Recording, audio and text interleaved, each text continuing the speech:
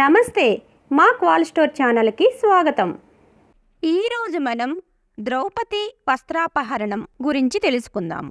దుర్యోధనుడి రథసారథి అయిన ప్రతిగామి పరుగు పరుగున సభామండపానికి తిరిగి వచ్చాడు. ప్రతిగామి సభామండపంలోకి వచ్చి అంతా వింటూ ఉండగా ధర్మరాజును ద్రౌపది అడగమన్న ప్రశ్న అడిగాడు. ధర్మరాజు ఈ ప్రశ్నకు సమాధానం చెప్పలేక తలవాల్చుకున్నాడు.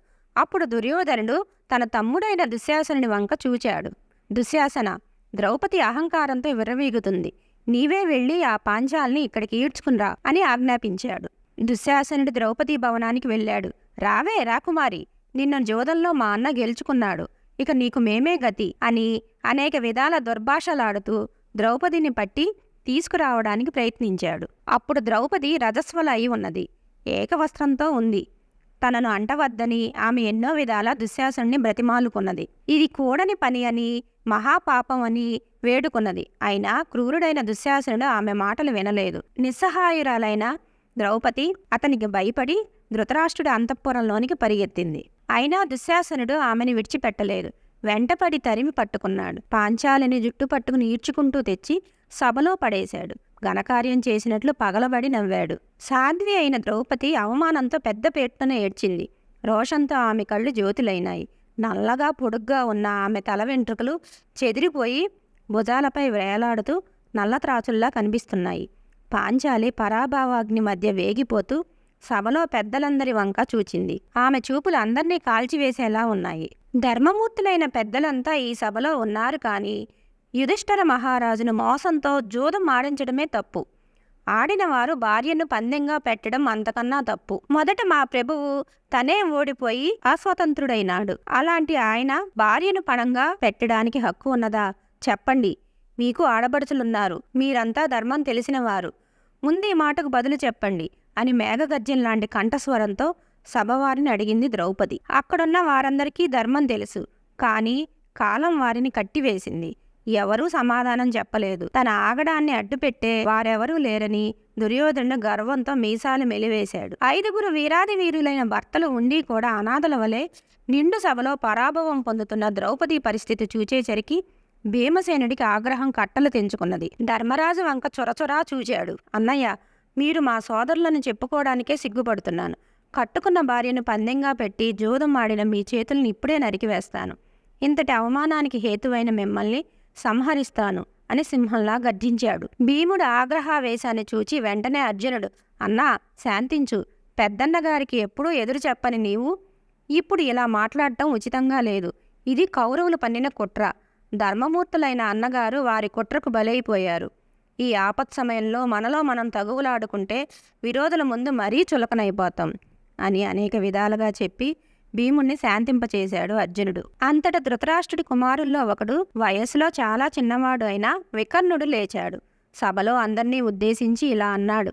పెద్దలారా, వీరులారా, ద్రౌపది అడిగిన ప్రశ్న ధర్మసమ్మతమైనది. దానికి ఎవరూ బదులు చెప్పరేం. ఎప్పుడూ ఇతరులకు బోధించే మీ ధర్మపన్నాలు ఇప్పుడేమైనాయి? తాను ఓడిపోయి అస్వతంత్రుడైన ధర్మరాజు తన భార్యను పందెంగా పెట్టే హక్కు లేదు.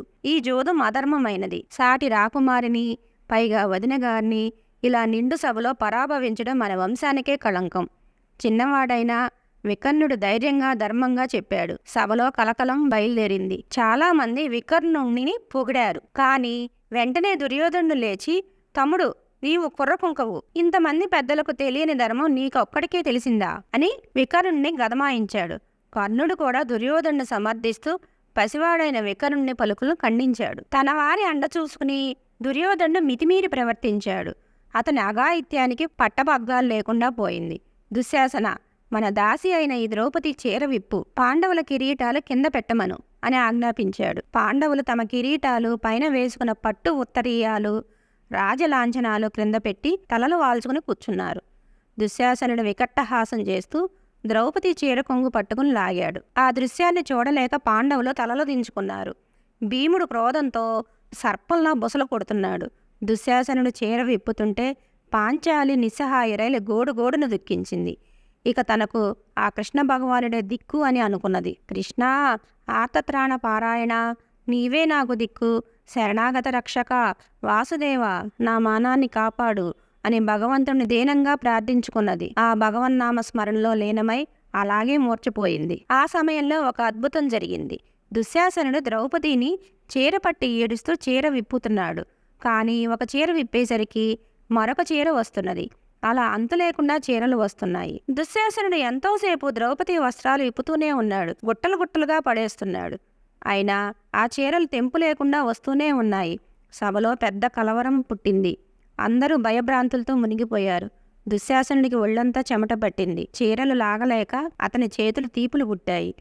బాగా అలిసిపోయి ఇక చేతకాక అక్కడే కూలబడిపోయాడు. సభలో అంతా నిశ్చేష్టులై ప్రతిమల్లా ఉండిపోయారు.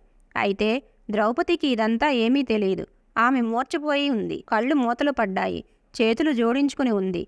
ఆమె మనస్సంతా భగవంతునిపై లగ్నమై ఉంది. కొంతసేపటికి ఆమె మెల్లగా కళ్ళు తెరిచి చూచింది. ఆమె అలా చూచేసరికి గుట్టలుగా పడి ఉన్న చీరలు వాటంతట అవే తగలబడిపోయాయి. అక్కడ బూడిద కుప్పగా పడి ఉంది. ఆ సమయంలో కూడా దుర్యోధనాదుల అహంకారం తగ్గలేదు. వినాశకాలం దాపురించినప్పుడు వివేకం నశిస్తుంది. ఇది ఉచితము, ఇది అనుచితము అని తెలియదు. దుర్మార్గుడైన దుర్యోధనుడు ద్రౌపదిని చూచి తొడ చరిచాడు. తన తొడ మీద కూర్చోమని సైగ చేశాడు. దుశ్శాసనుడు, కర్ణుడు, శకుని పగలబడి నవ్వుతూ పాండవుల్ని అవమానకరమైన మాటలు అన్నారు. పాంచాలి సిగ్గుతో అవమానంతో కన్నీరు కార్చింది. ఆమె హృదయం బగబగా మండుతున్నది. ఇదంతా చూస్తూ కూడా పాండవులు నిస్సహాయులై నిలుచుండిపోయారు. తలలు దించుకున్నారు. దుఃఖంలో మునిగిపోయారు. అయితే భీముడు మాత్రం క్రోధాన్ని ఆపుకోలేకపోయాడు. పర్వతం లాంటి అతని శరీరం ఊగిపోతున్నది. పళ్ళు పటపటా కొరికాడు. అంతా వింటూ ఉండగా భయం గొలిపే గర్జన వంటి కంఠస్వరంతో ఇలా అన్నాడు. పాంచాలికి తొడ చూపిన ఈ దుర్యోధనుడి తొడలు నా గదాదండంతో విరగకొడతాను. వాడి తలను నా పాదాలతో తొక్కివేస్తాను. ద్రౌపది వస్త్రాలు ఒలిచి అవమానపరిచిన ఈ దుశ్శాసనుని రొమ్ము చీలుస్తాను. ఆ వెచ్చటి నెత్తురు త్రాగుతాను. ఆ నెత్తురుతోనే ద్రౌపది వెంట్రుకలు తడిపి ఆమె అవమానానికి ప్రతీకారం చేస్తాను. ఇదే నా ప్రతిజ్ఞ. వెంటనే ద్రౌపది గంభీరంగా ఇలా అన్నది. భీమసేనుడు దుశ్శాసనుడి నెత్తురుతో నా శిరోజాలను తడిపే వరకు నేను వాటిని ముడివేసుకోను. నా మూలంగా ఈ కౌరవ వంశం నశించిపోక తప్పదు. ఇదే నా శాపం. అప్పుడు అర్జునుడు నేను యుద్ధరంగంలో ఈ కర్ణుడిని కూలుస్తాను అని శపథం చేశాడు. నకులుడు శకుని కొడుకు ఉలూకుని హతమారుస్తానని శపథం చేశాడు. అలాగే సహదేవుడు కూడా శకుని సంహరిస్తాను అని ఘోరంగా ప్రతిజ్ఞలు చేశారు. ఇలా వీరులైన పాండవులు కౌరవులు నాశనం చేస్తామని సభాముఖంగా శపథం చేయగానే కౌరవుల నాశనాన్ని సూచిస్తూ భయంకరమైన దుశ్శకునాలు కనిపించాయి. నక్కలు గాడిదలు దారుణంగా అరిచాయి. ఆకాశం అంతటా కాకులు గద్దలు అరుస్తూ గుంపులు గుంపులుగా తిరిగాయి. గ్రహణం పట్టినట్లు అంతా కారు చీకటి కమ్ముకుంది. పెనుగాలి వీచింది. భయంకరంగా ఆకాశం ఉరిమింది. ఈ ధ్వనులు ధృతరాష్ట్రుడు విన్నాడు. కులనాశనం కానున్నదని విదురుడు ఆయనకు చెప్పాడు. తన కుమారులు చేసిన పాపకృత్యాలకు ఫలం అనుభవించవలసి ఉన్నదని, ఇక ఊరుకుంటే లాభం లేదని ధృతరాష్ట్రుడు అనుకున్నాడు. ఆ వృద్ధుడు భయంతో వణికిపోతున్నాడు. ముఖం వివర్ణమై ఉంది. ధృతరాష్ట్రుడు మానసికంగా దుర్బలుడు, దైహికంగా ఆసక్తుడు, కొడుకును అడ్డు పెట్టలేని అసమర్థుడు అయినా ఆప్తులు చేసిన హెచ్చరికలు మనసులో మెదులుతున్నాయి. లోపల అంతరాత్మ ఘోషిస్తున్నది. మొదటిసారిగా గుడ్డిరాజు స్వబుద్ధితో ధైర్యంగా ఒక నిర్ణయం తీసుకోవాలని నిశ్చయించుకున్నాడు. ఈ సమయంలో దుర్యోధనుడు, దుశ్శాసనుడు, శకుని, కర్ణుడు, వారి అనుచరులు సభామండపంలో నుంచి బయటికి వెళ్లిపోయారు. అప్పుడు ధృతరాష్ట్రుడు ద్రౌపదిని పిలిపించాడు. ఆమె మెల్లగా అతని దగ్గరకు వచ్చి నిలుచున్నది. అమ్మా పాంచాలి, నీవు మా ఇంటి కోడలివి, సాధ్వివి. నీ ఇష్టం వచ్చిన వరం కోరుకో, ఇస్తాను అని అన్నాడు ధృతరాష్ట్రుడు. అప్పుడు ద్రౌపది మాయాజోదంలో ఓడిపోయిన నా ప్రభువు యుధిష్ఠిర మహారాజుకి స్వాతంత్రం ప్రసాదించండి అని అడిగింది. ధృతరాష్ట్రుడు సంతోషంతో కోరిన వరం ఇచ్చాడు. అమ్మా ఇంకా ఏదైనా అడుగు అన్నాడు. అన్నగారి ఆజ్ఞకు బద్దులై ఉన్న భీమార్జున నకుల సహదేవులకు స్వేచ్ఛ ప్రసాదించండి. వారి ఆయుధాలు, ఆభరణాలు, రాజలాంఛనాలు తిరిగి అప్పగించండి అని అడిగింది ద్రౌపది. అలాగేనన్నాడు ధృతరాష్ట్రుడు. ఇంకా వరాలు అడుగు తల్లి, ఇస్తాను. నీ భర్తకు రాజ్యం కోరుకో అని బలవంతం చేశాడు. కానీ వీరపత్ని, వీరపుత్రి అయిన ద్రౌపది భర్తకు రాజ్యం తిరిగి ఇమ్మని అడగలేదు. క్షత్రియ కన్యలు అలా అడగటం క్షత్రియ కులానికే తీరని అవమానం. ఇంకా నాకేమీ అక్కర్లేదు, నా భర్తలకు స్వేచ్ఛ ప్రసాదించారు, అంతే చాలు.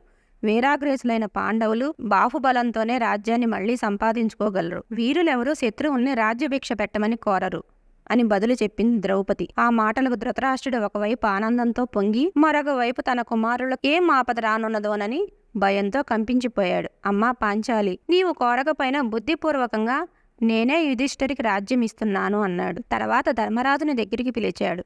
నాయనా, నా కోరిక మన్నించు, మళ్ళీ ఇంద్రప్రస్థపురం వెళ్ళి నీ రాజ్యం నీవు ఏలుకో అని చెప్పాడు. తన కొడుకులు చేసిన పనిని క్షమించమని, జరిగిన నీ మనసులో పెట్టుకోవద్దని పాండవులను బ్రతిమాలుకున్నాడు. ద్రౌపదిని మంచి మాటలతో ఓదార్చాడు. భీముడు కోపాన్ని చల్లార్చి శాంతింపజేయడానికి ప్రయత్నించాడు. అయితే ద్రౌపది, పాండవులు బదులు చెప్పలేదు. పాంచాలి విశాల నేత్రాలు నిప్పు కణికల్లా కనిపిస్తున్నాయి. ఆమె సభామండపం నుంచి వెళ్ళిపోయింది. ధర్మరాజు ఆయన తమ్ములు ద్రౌపదిని అనుసరించారు. ఇంతలో దుర్యోధనాదులు తిరిగి అక్కడికి వచ్చారు. తండ్రి చేసిన పనికి ఎక్కడలేని కోపం తెచ్చుకున్నారు. తండ్రి, ఎంత అవివేకమైన పని చేశారు మీరు! ఏమిటి ఈ వెర్రి? జోదంలో ఓడించి అవమానించి బానిసలుగా చేసుకున్నామే పాండవులను. అలాంటి పాండవులకు తిరిగి స్వేచ్ఛ రాజ్యం ప్రసాదించారేంటి మీరు? వారు మనపై పగ తీర్చుకోరా అని కోపంతో అడిగాడు. అయితే నన్నేం చేయమంటావు దుర్యోధన? నీ మాటకు ఎదురు చెప్పలేకనే ఇంత దూరం తెచ్చుకున్నాను. పెద్దలు భీష్ముడు, ద్రోణుడు, మహాత్ముడగు విదురుడు హితవు చెప్పినా మీ మీద మమకారం వల్ల అన్నీ సహించి ఊరుకున్నాను. రాజుగా ఇంకా నాకు అధికారం ఏడ్చింది కనుక ఈ పని చేయగలిగాను అంతే అన్నాడు. దుర్యోధనుడు తండ్రిని చాలా నిష్ఠూరంగా మాట్లాడాడు. రెండోసారి జోదం ఆడవలసిందిగా ధర్మరాజు కబురు పంపమని బ్రతిమాలుకున్నాడు. పాండవులు రాజ్యంలో ఉంటే తాను బ్రతకలేనన్నాడు. మళ్ళీ గుడ్డిరాజు కొడుకుకు లొంగిపోక తప్పలేదు. ఏమీ చేయలేక తలవాల్చుకుని అలాగే సింహాసనంపై కూలబడిపోయాడు. మళ్ళీ జోదమా? వద్దు వద్దు, జరిగింది చాలు. దుర్యోధన, కులక్షయాన్ని ఇకనైనా ఆపు, దేశంలో శాంతి నెలకొల్పు, ఎక్కడో పాండవులను బ్రతకనివ్వు అని సభలో భీష్ముడు, ద్రోణుడు ఇంకా ఇతరులు ముక్తకంఠంతో చెప్పారు. అయినా మూర్ఖుడైన దుర్యోధనుడు ఎవరి మాట వినలేదు. తండ్రి మౌనాన్ని అనుమతిగా ఎంచుకుని పాండవుల దగ్గరికి వెంటనే దూతలను పంపాడు. పాండవులు ద్రౌపదితో ఇంద్రప్రస్థపురానికి వెళ్లకముందే దూతలు గుర్రాలపై వెళ్ళి వారిని దారిలో కలుసుకున్నారు. దుర్యోధనుడు మళ్ళీ జోదానికి రమ్మన్నాడని ధర్మరాజుకి చెప్పాడు. జోదం అనే వ్యసనానికి బానిసైన ధర్మరాజు కాలజ్యోతికుడై బదులు చెప్పకుండా అంగీకరించాడు. తమ్ములు ద్రౌపది ఎన్నో విధాల ఆయన బ్రతిమాలాడు. అయినా యుధిష్ఠిరుడు వినలేదు. ధృతరాష్ట్ర మహారాజు దయతలిచి మనకు రాజ్యం ఇచ్చాడు. జోదంలో ఓడిపోయిన నేను పాంచాలి మూలంగా మళ్ళీ స్వతంత్రుడునైనాను. ఒకరి దయాధర్మ భిక్ష వలన ఈ స్వాతంత్రం పొందటం నాకిష్టం లేదు. మళ్ళీ జోదం ఆడతాను. ఈసారి అదృష్టం నన్ను వరించవచ్చు, గెలుపు నాదే కావచ్చు అన్నాడు ధర్మరాజు. ఇంకేం, ధర్మరాజు తమ్ములతో మళ్ళీ హస్తినాపురానికి వచ్చాడు. శకునితో రెండవసారి ఆట కూర్చున్నాడు. ఈ మాట శకుని చిత్రమైన పందెం పెట్టాడు. ఓడిపోతే పాండవుల రాజ్యం వదిలి 12 ఏండ్లు అరణ్యవాసం, 1 ఏడు అజ్ఞాతవాసం చెయ్యాలి. అజ్ఞాతవాస సమయంలో వారు ఎవరూ గుర్తించకుండా ఉండాలి. వారి ఉనికి ఎవరైనా కనిపెట్టడం జరిగితే మళ్ళీ 12 ఏండ్ల అరణ్యానికి పోవాలి. ఇదే పందెం. ఇలాంటి పందెం ఎక్కడా లేదని, ఇది అన్యాయమని అంతా అన్నారు. ఆఖరికి కర్ణుడు కూడా ఇది కూడదన్నాడు. అయినా మాయావి అయిన శకుని దుర్బోధలకు లోనై దుర్యోధనుడు ఇలాంటి షరతు పెట్టి ధర్మరాజును జోదం ఆడించాడు. దరిద్ర దేవత నెత్తిమీద కూర్చుని ఉన్నది కనుక ఈ మాట కూడా ధర్మరాజు జోదంలో ఓడిపోయాడు. వెంటనే పాండవులు ద్రౌపదితో రాజ్యలాంఛనాలన్నీ వదిలి వనవాస దీక్ష బూనారు. ఎతుల వేషాలతో అరణ్యాలకు బయలుదేరారు. ఆ సమయంలో కంటతడి పెట్టని వారు లేరు. హస్తినాపుర ప్రజలు గోడుగోడును విలపించారు. ధర్మాత్ములైన పాండవులకు ఇలాంటి దుర్గతి పట్టిందే అని అంతా వాపోయారు. కౌరవులను తిట్టని వారు లేరు. ఈ విషయాలన్నీ విదురుడు ధృతరాష్ట్రుడికి వివరంగా చెప్పాడు. యుధిష్ఠిరుడు తలపై ఉత్తరీయం వేసుకుని ముఖానికి గుడ్డ అడ్డం పెట్టుకుని వెళ్ళిపోతున్నాడు. భీముడు ఆక్రోశంతో తన బాహువులను చూసుకుంటూ నడుస్తున్నాడు. అర్జునుడు 2 చేతులతో మన్ను తీసుకుని త్రోవ పొడుగునా చల్లుకుంటూ పోతున్నాడు. నకుల సహదేవులు ఒళ్ళంతా ఊడిద పూసుకుని అన్నల వెంట నడుస్తున్నారు. ద్రౌపది జుట్టు విరబోసుకుని ముఖానికి చెయ్యి అడ్డం పెట్టుకుని అదే పనిగా శోకిస్తూ నడుస్తుంది. ఇదంతా విదురుడు చెప్పి కౌరవ వంశానికి వినాశకాలం దాపురించిందని హెచ్చరించాడు. గుడ్డిరాజు చేసేది లేక అంతులేని దుఃఖంలో మునిగిపోయాడు. దుర్యోధనుడు, శకుని, కర్ణుడు ఉన్నగవారు పాండవులు పీడ వదిలించుకున్నాం కదా అని ఎక్కడలేని సంతోషంతో పొంగిపోయారు. మరిన్ని విశేషాలతో నెక్స్ట్ వీడియోలో కలుసుకుందాం. ఈ వీడియో కనుక మీకు నచ్చినట్లయితే లైక్ చేయండి, షేర్ చేయండి, సబ్స్క్రైబ్ చేయండి. అలాగే పక్కనే ఉన్న బెల్ ఐకాన్ని క్లిక్ చేయటం మర్చిపోకండి.